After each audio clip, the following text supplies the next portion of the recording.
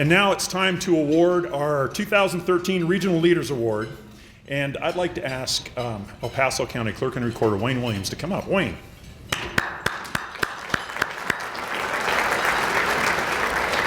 Okay, you got to stand still. I'll tell some lies about you here.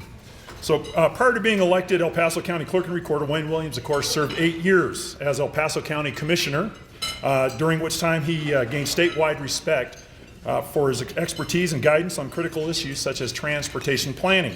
As Clerk and Recorder, he has worked to make it easier for citizens and businesses, and I must say businesses with an emphasis, because car dealers, you've made it much easier for us to interact with your office, and it has been a great boon for business and for citizens as well. Also, our Clerk and Recorder's office is the only office in the state of Colorado, all counties, that has a full service office open on Saturdays. So that's another great benefit for our community. After the passage last year of state legislation which had created a number of conflicts with other state and federal election mandates, Wayne's office sought and received the necessary court clarifications, and then his office successfully, efficiently, and with great transparency conducted the state's first ever recall election involving a state lawmaker. For his continued exemplary service to the citizens of El Paso County, we wanted to award you the 2013 Regional Leaders Award. Thank you. Now, it's a beautiful case, and the award is just as beautiful. So, on behalf of the Business Alliance, thank you. Thank you very much.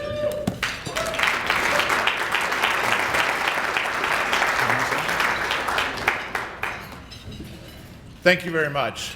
It has been an exciting 11 years, actually a little bit longer than that, because I chaired the Colorado Springs Housing Authority ever before being elected.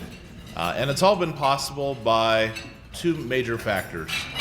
And the first is the support and help of my lovely wife, Holly, and my family.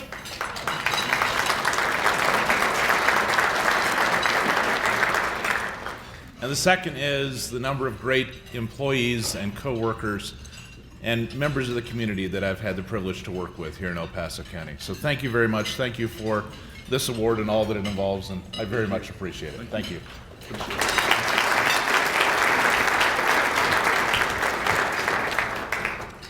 Okay, so now it's my pleasure to introduce today's keynote speaker. And I'd like to preface my introduction of the Commissioner by saying that county leadership and staff have been superb partners to the Colorado Springs Regional Business Alliance. The county routinely meets with our new and expanding companies to assist with business attraction and removing barriers to business identified by those businesses. The county administers the enterprise zone that has been such an important incentive program for companies either relocating or trying to grow in our market. They've been very effective in moving issues forward at the federal level and sent a large team on the recent Business Alliance trip to Washington, D.C. Dennis Hisey has been a long-standing partner and supporter of our organization. This is his fourth term as chair of the Board of County Commissioners. He currently serves on 16 regional boards and committees. He also serves as ex officio of the Military Affairs Council. During his previous tenure as chair of the Board of Commissioners, departments were combined and the organization streamlined for greater efficiency, resulting in Standard & Poor's raising the county's credit rating to its highest level. His community accomplishments include expansion of the Fort Carson buffer zone, reopening Willow Springs Pond, establishment of a railroad quiet zone, neighborhood cleanups, wildfire protection plans, and addition of parks and open space in the county. He's demonstrated long-standing commitment and dedication to the people of El Paso County. And I've also had the pleasure of riding horses down Tejon Street in the Pikes Peak Bus Rodeo Parade side by side with Dennis, and he's a fine horseman, I might add. And we've shared dinner up at the range ride. And so it's been my pleasure also to develop a personal relationship with Dennis. So Dennis, you're everywhere in the community. I appreciate seeing you and your wife at all the different events. So the stage is yours, and welcome.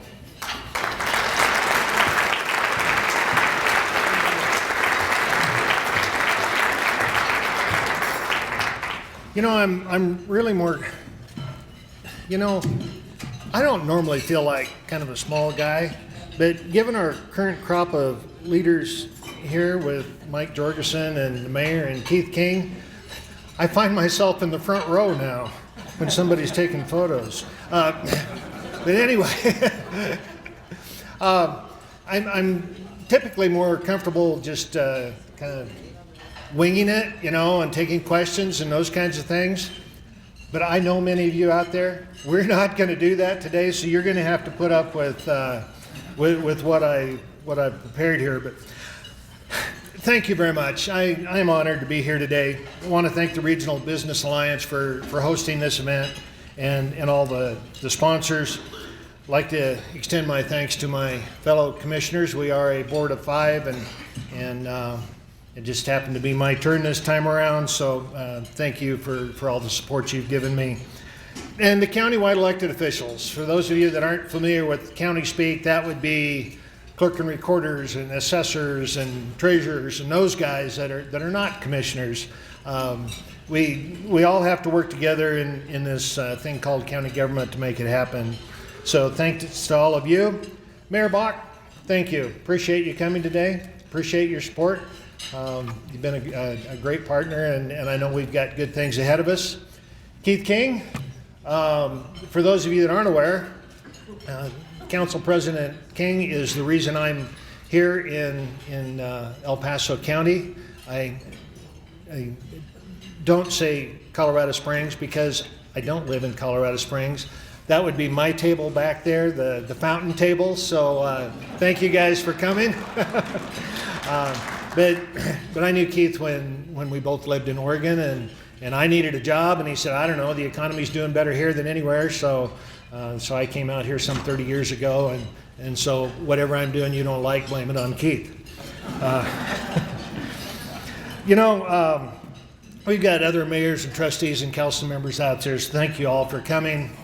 I'd like to thank the rest of you for taking time out of your busy December schedules to be here. I know this is a busy time of the year, and there's a lot going on.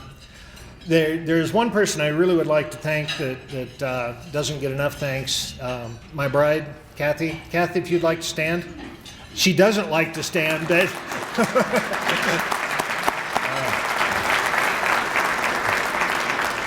that's really not her favorite part.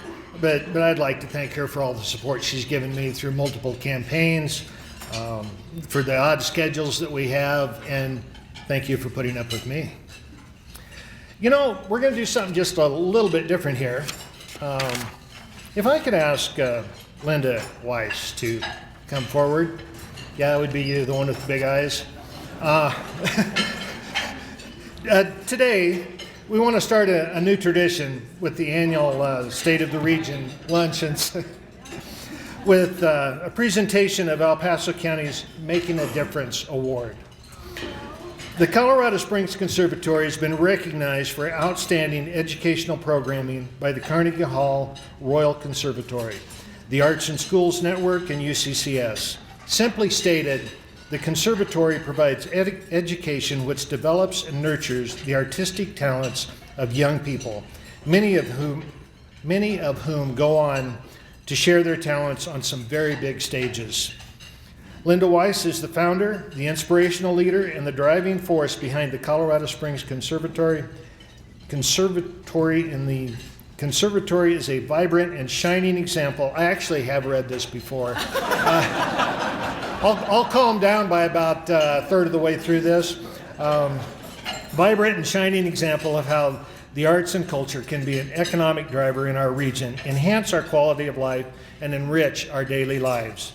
When Linda comes into a gathering such as we have here today, she's frequently followed by a piano and some bright young performers. We saw that last Wednesday, 100 miles north. Just as she's making a difference in the lives of these performers, Linda is making a difference in our region. So today, we want to present Linda with the first State of the Region Making a Difference Award.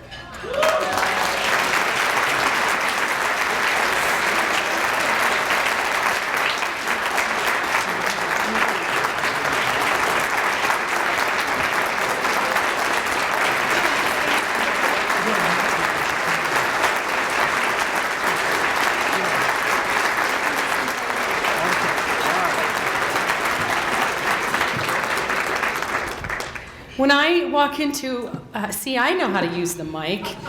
What's up with you guys? No, I just want to thank you. I come to these things to support my friends. And when I look around the room, I do, and I've said this to many of you that I've shared many cocktails with, that you are all family. And I'm really proud to say that my sister is here too, as my real family, but for 22 years, my family has grown exponentially. And I love you all dearly. I sound like Dorothy, don't I? And you were there, and you were there. No, and I just, I can't thank you enough for this. It's really extraordinary. I just do what people ask me to do. And it's really that simple. We are, and we should be, a culture of yes. Yes, and. And we get so much done. I look at my leaders, I look at my dear friends, and I'm just, I know that there's incredible things in store for us. And so I thank Jeff Green and all the commissioners for this honor, really. I just came because you guys had to be up here, and I will always clap start for you. So thank you all, and Merry Christmas, Happy Hanukkah, whatever you celebrate. And I know that 2014 is going to be a remarkable year for Colorado Springs and El Paso County. So thank you all very much.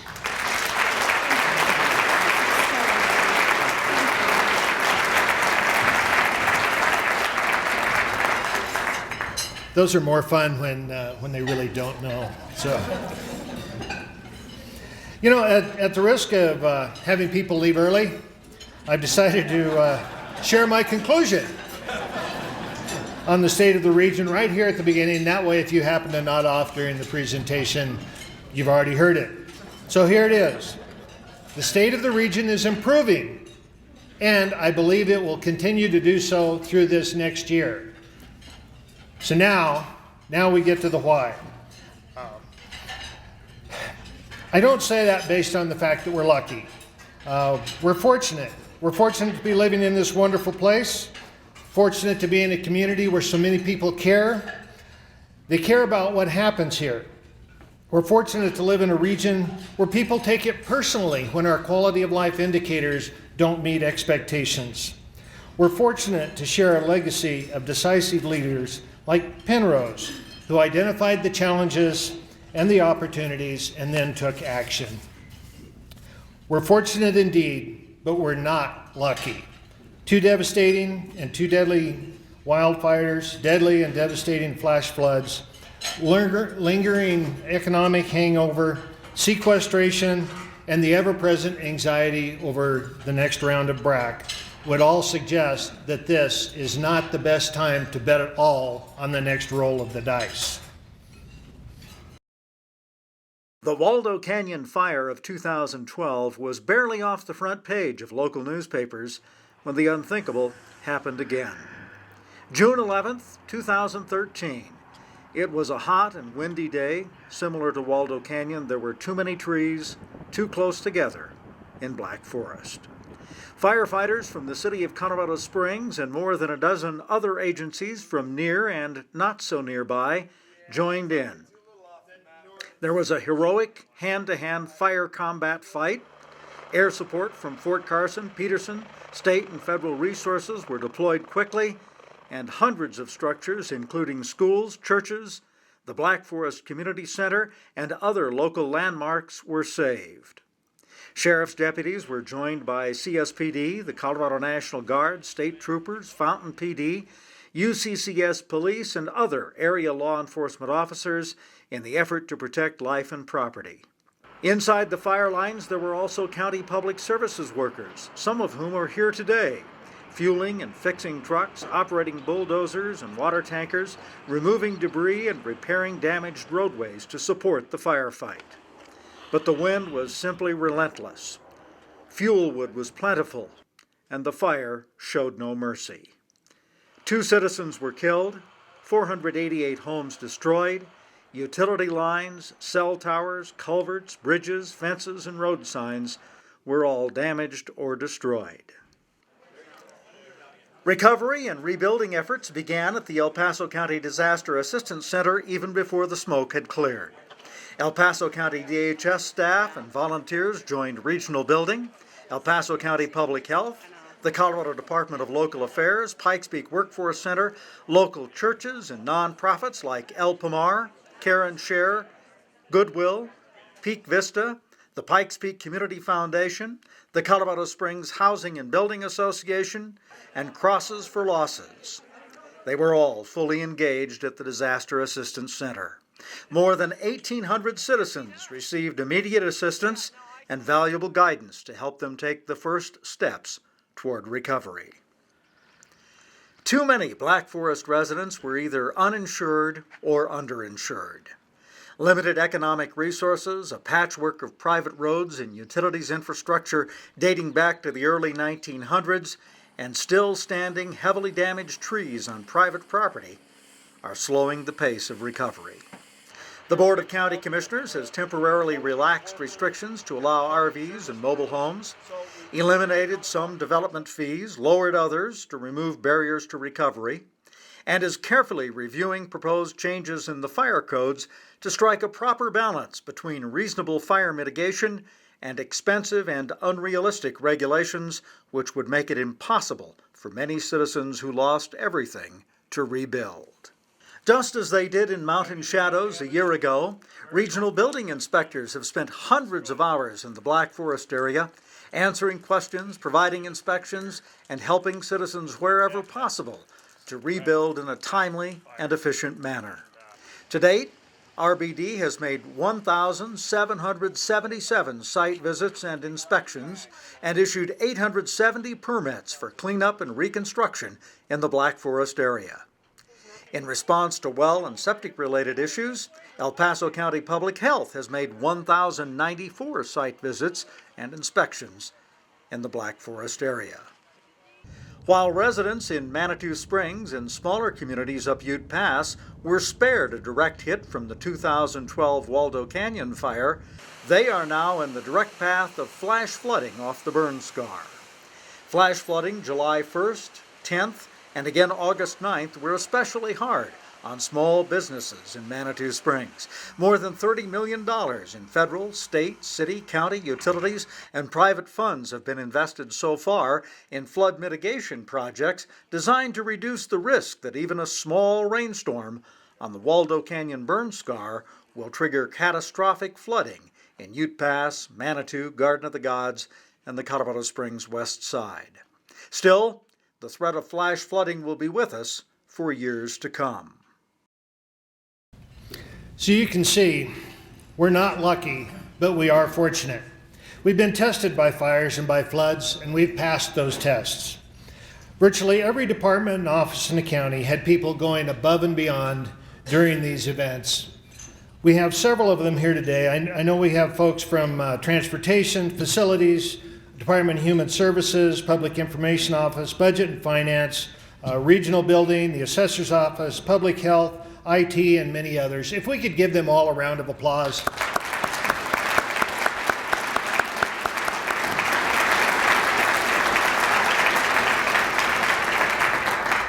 Thank you all. Through these disasters, we've learned to harness the awesome power of teamwork, collaboration, and partnership like never before. There was an old American Express commercial that had the tagline, "You can do anything, but you can't do it alone." Well, I'll tell you what, I'll take the partnership of cities, counties, business leaders, and citizens over an American Express card any time for getting something done. Along with some of you, I was in Denver last week to speak to the State Economic Development Commission on behalf of the City for Champions proposal. Okay, there are a few supporters out there. The place was packed with people who came to speak in favor, but not all. In my opinion, it's an impressive, visionary concept that builds on assets we already have in place: the Air Force Academy, UCCS, and the Olympic Committee.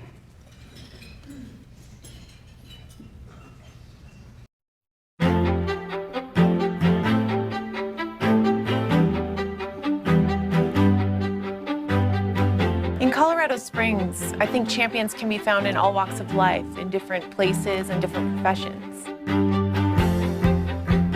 A champion gets his kids to school on time. A champion is a vanguard for community safety. A champion builds a better community. A champion moves our city forward.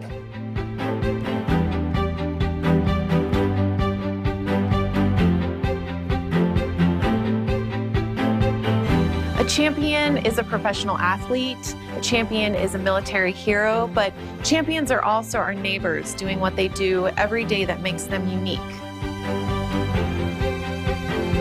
A champion is someone who supports the arts. A champion thinks independently. Exposes others to a bigger world. Encourages new experiences. Has vision. Overcomes adversity. A champion strives to build a better Colorado. Tries new things. Dreams big. Opens doors. Plans for the future. Colorado Springs is a community of champions, ready to launch forward, but at the same time still embracing our traditions.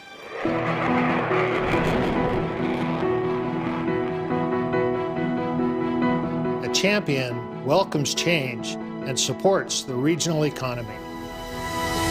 These last couple years have proven that we are a city for champions. What we need to do is acknowledge it for ourselves. The time has come to challenge ourselves forward and become a gateway of transformative change for the future of Colorado Springs. The City for Champions will build upon the region's history as a health destination, a training ground for servicemen and women, and a sports and fitness hub by advancing a collection of 4 new attractions that are unique to this region. 4 legendary champions are already present in our community: the United States Air Force Academy, the University of Colorado, Colorado Springs, the U.S. Olympic Committee, and downtown Colorado Springs. City for Champions will grow our legacy by highlighting and leveraging each existing asset with an intriguing new venue. The Air Force Academy Gateway Visitors Center presents a unique opportunity for the Air Force Academy to maximize the visitor experience by relocating and expanding the center for a more visitor-friendly environment. The UCCS Sports Medicine and Performance Center will tap into a growing medical and athletic tourism industry from around the U.S. and the world. The Colorado Sports and Event Center will serve as a multi-purpose anchor venue that will centralize hundreds of community activities annually. Located in downtown Colorado Springs, the United States Olympic Museum will be the cornerstone of the City for Champions project by creating a world-class facility commemorating some of the greatest moments in the history of sports through interactive exhibits and memorabilia. These venues celebrate the region's history and are the vehicles to increase tourism and boost our city's economy. The Air Force Academy Gateway Visitors Center offers a new visitor experience that honors the historical legacy of the Academy. The Sports Medicine and Performance Center at UCCS will enable the community to leverage the growing focus on medical tourism. The U.S. Olympic Museum, the one and only, will celebrate and honor American Olympians while providing a gateway into Southwest downtown. And the Colorado Sports and Event Center will feature something for everyone in the community.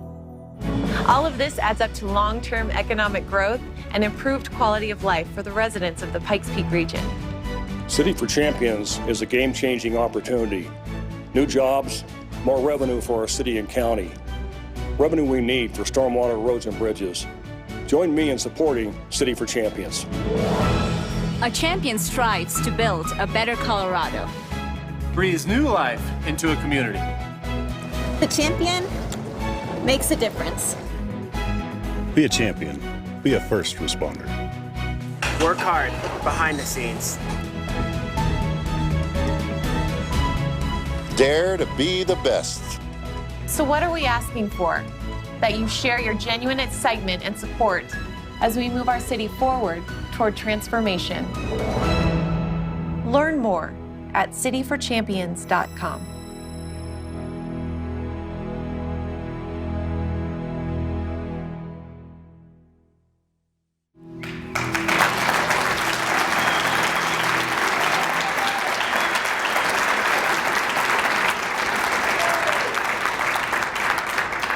You know, when you think about it, our community was built on big visionary ideas.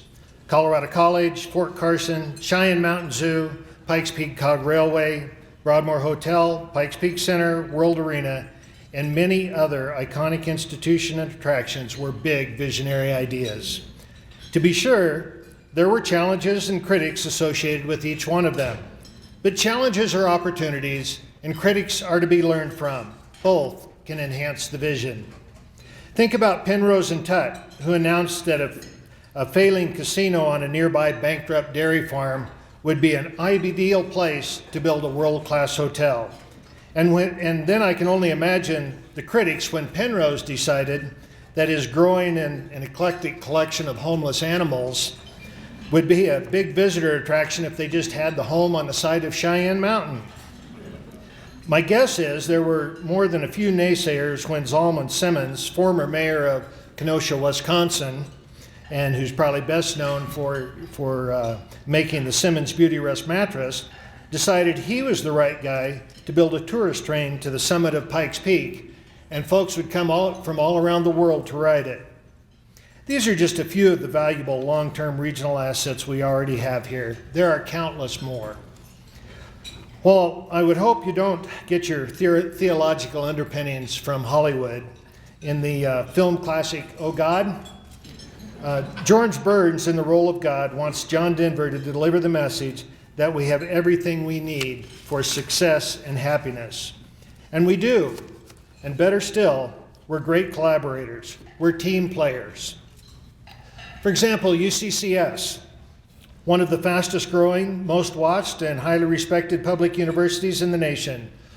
Already a recognized leader in engineering, science, and business, UCCS is rapidly expanding its role in research, healthcare, and sports medicine.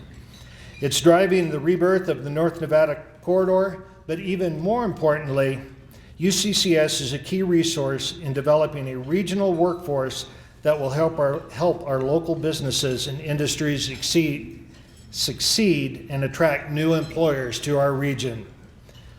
The Pikes Peak Workforce Center, another key resource in developing a regional pool of career-ready applicants. Since moving from a rented space on East Pikes Peak Avenue to the Citizen Service Center, the Workforce Center is serving more job seekers and employers, partnering over 8,000 job seekers with hundreds of employers. Training programs range from writing resumes to high-tech welding. The Small Business Development Center, also now located at the Citizen Service Center, is a joint effort between the Small Business Administration, El Paso County, the City of Colorado Springs, and the UCCS College of Business. SBDC, with its small staff, gets tremendous strength, experience, and expertise from 40 volunteers. They're CPAs, they're marketing experts, they're bankers, and they're entrepreneurs. And the individuals that volunteer here have very busy lives. They work very hard at what they do, and they truly believe on giving back. And whether it's an hour of time to 2 to 3 hours a week, that's what we get from them, and that's why we are who we are, and that's why we're here. We were fortunate in 2010 to receive the Better Business Bureau's Excellence in Service Award. And we have used that as a benchmark to continually be focused on the services that we provide both to job seekers and to businesses. We are engaged in a number of workforce initiatives with the Colorado Business Alliance, with the SBDC, with El Paso County Economic Development Division, Pikes Peak Community College, UCCS, and other key partners with a shared goal of providing optimum resources and services to employers. We're now working and negotiating with the Colorado Procurement Technical Assistance Center, which most of us know as PTAC. We want to locate it in the Citizen Service Center as well. Convinced we'll get that done this next year. This would create a one-stop shop for businesses, and the PTAC would help in navigating the world of government contracts, which some of you know is a daunting task. The Citizen Service Center itself, the facility, seemed like a visionary plan a few years ago. We struggled with numbers for months to make sure this was the best way to begin to address more than $300 million in facilities needs. In hindsight, it looks more like a no-brainer than a visionary idea. The Citizen Service Center generates about 5,000 vehicle trips a day. According to Regional Building Department records, the value of the economic activity jumped from $34 million along the Garden of the Gods corridor during the year previous to its opening to $135 million in the year after. Now, I'm not suggesting that the county facility is solely responsible for the rebirth we're seeing along the Garden of the Gods corridor, but it is nice to see the space available and for lease signs coming down. Those aren't the only indicators that the state of the region is improving. Clerk and Recorder Wayne Williams, he reports that motor vehicle registrations, and Mike may well be part of this, motor vehicle registrations are up 9.6% the first 11 months of the year. That's 23,000 automobiles. Public Trustee Thomas Mole reports that foreclosures are well below previous year's numbers by about half. Pikes Peak Association of Realtors says that sales are up about 18%, and at the county, this is an indicator, not necessarily, you draw your own conclusions, that the sales and use tax collections are up 5%. Pikes Peak Regional Building reports that total construction activity this year just crossed the $2 billion mark. That's up from 1.7 last year and an all-time record. Year to date, home permits are up about 13%. And this morning, the Gazette scooped me on this next little fact here, that just last week, the first certificate of occupancy was issued for a brand new home, replacing one lost in the Black Forest fire. So along that line, there have also been 90 new home permits issued in Black Forest. Not a formal goal, but I've kind of been hoping for maybe 100 by the end of the year. Like so many areas in the country, though, we have a big backlog of roads and bridges that are getting old and wearing out. But unlike a lot of the places in the country, we're working on it. In fact, over the last 8 years, the voter-approved Pikes Peak Rural Transportation Authority has generated over $500 million in funding for capital improvements, maintenance, and transit projects.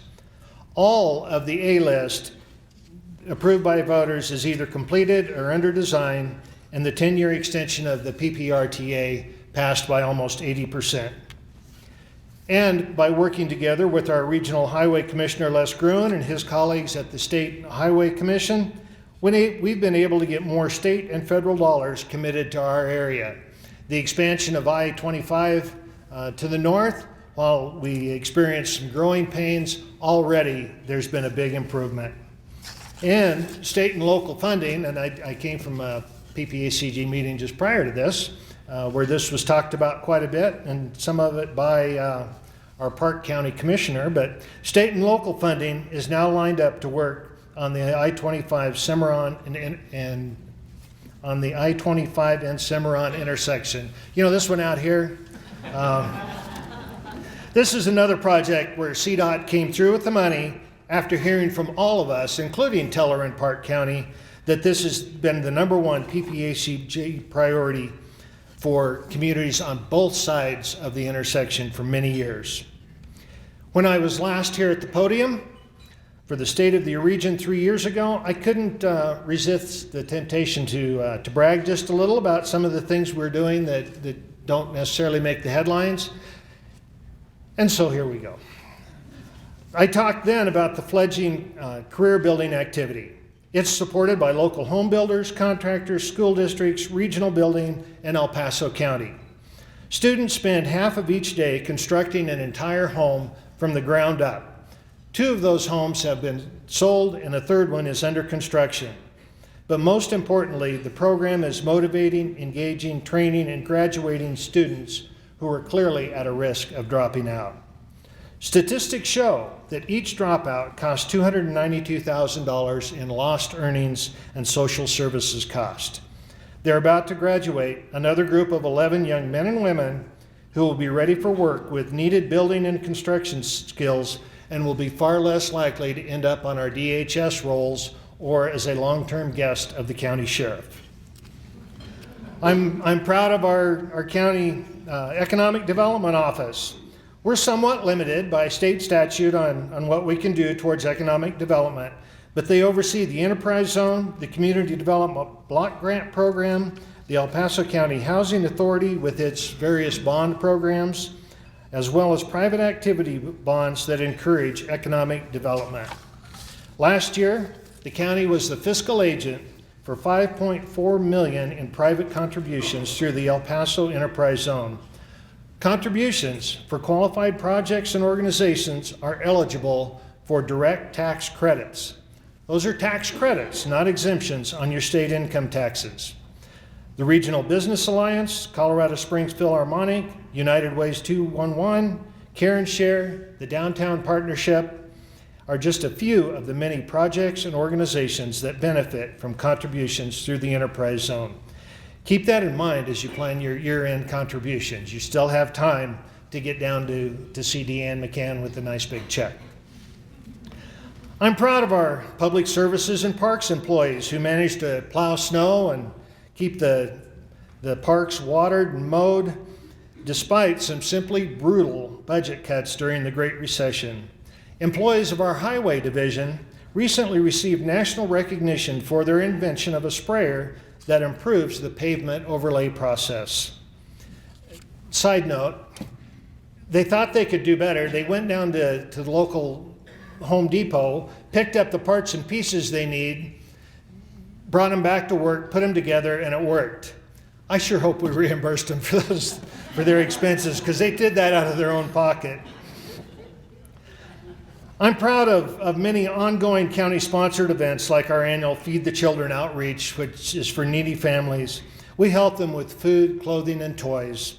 It happens this Saturday with hundreds of county employees volunteering their own time and many more citizen volunteers, as well as local businesses ranging from Home Depot, doctors, haircutters, photographers, all down there bright and early this next Saturday morning donating their expertise. The El Paso County Veteran Service Office is by far the busiest in the state and one of the busiest in the nation. This year, they're on track to help over 8,000 veterans and their families successfully obtain the veterans benefits that they've earned. Veteran Services is another small but highly effective office with just a few employees and lots of dedicated volunteers. The direct economic impact of veterans and their families in the Pikes Peak region is over $440 million. I'm proud to point out that the county's Strategic Moves initiative that began in the talking stages some 5 years ago is just about complete. We've completed the successful consolidation of county and affiliated agency services out at the Citizen Service Center.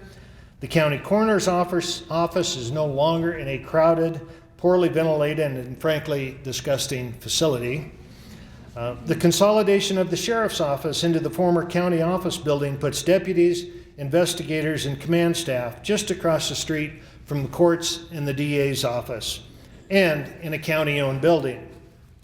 And I think we can all be proud of the fact that the previously crowded and worn-out building just across the street with not enough parking that housed the Department of Human Services has been sold and totally renovated under private ownership and will open next year as a state-of-the-art Holiday Inn Express.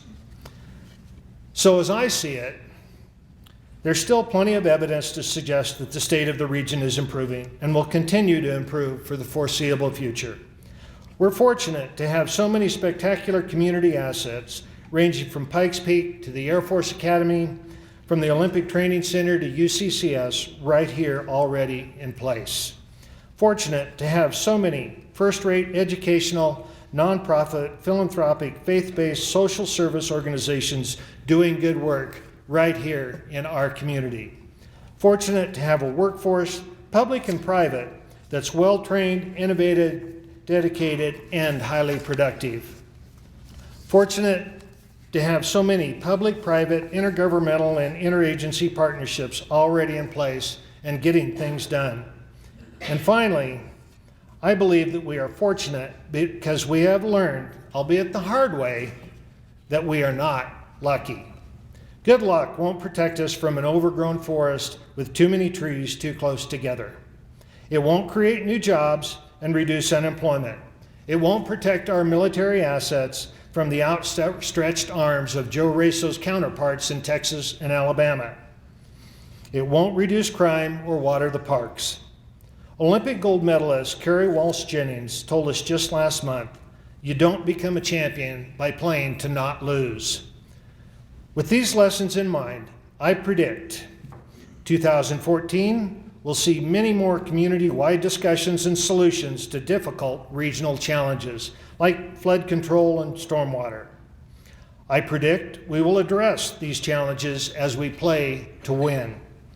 I predict that the critics will continue to criticize, but the rest of us will be firmly committed to making the most of all the wonderful opportunities and assets we have in this community. Thank you again for coming. Merry Christmas and have a very happy New Year.